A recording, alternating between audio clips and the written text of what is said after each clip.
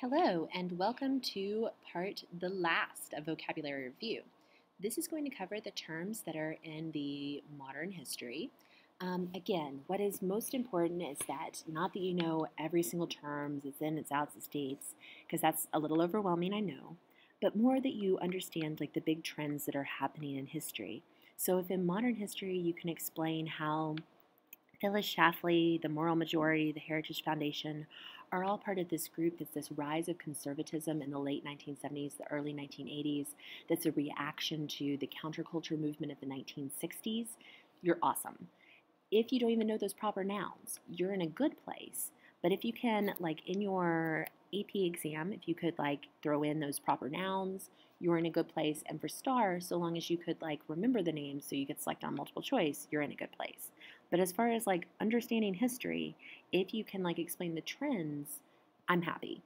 So just to go over the trends, or just to go over the terms that you may not have gotten, two court cases that we didn't cover a lot, but which shows sort of this like 1960s vibe still going on as far as like student rights. We have Tanger versus Des Moines, which says that students can't become, like their First Amendment rights do extend into school in some degree. This is the armband case where the students want to wear the protest band. Court upholds. Wisconsin versus Yoder, as the case with the Amish students, says the state cannot compel you to go to school if it's against your religion. So both of these are things where the Fed's losing some power over like students in particular, but that it's showing that students do have some rights.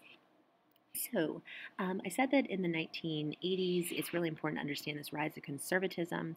With that, going through the 90s, Newt Gingrich is really important. He's the Republican Speaker of the House under Clinton and is really seen as kind of his nemesis through this time period. Also, during this time period, we see a lot of global growth in trade, particularly with the rise of the internet, the growth of multinational corporations, which are corporations that have their, throughout the world. So the GATT Treaty of 1947 is sort of the first wave of this, but in the 90s, we're going to get the World Trade Organization, NAFTA, that are really sort of regulating trade.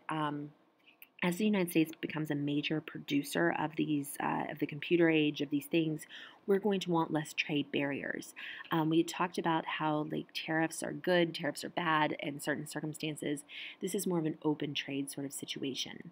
In this time period, we're also seeing the rise of the entrepreneur. I would say it's mostly important just to know that in America there's this like vein of entrepreneurship because there's less government regulation where people are allowed to have more freedom to invent and therefore to really be rewarded for this. And so knowing that this is possible and then knowing names like Sam Walton, who's Walmart, Bill Gates, who's computers, are probably good. After the September 11th attacks, we start to see a more of a want for security than for freedom. So the Patriot Act, Department of Homeland Security are veins in this. The theory is that the war on terror is a different sort of war than the war that we've been in before. So it's less about bargaining with countries and more about finding out either homegrown terrorists or things that are abroad going on. As we go into the 20th century, or the 21st century, I apologize, we see various calamities, September 11th, Hurricane Katrina, and also the financial crisis, which really are the things that we're still grappling with today. Financial crisis, 2007, 2008, really show that like this boom that we thought was going to last forever will not. And so this does have the federal government coming more into our policies. Ralph Nader is someone who you probably should know.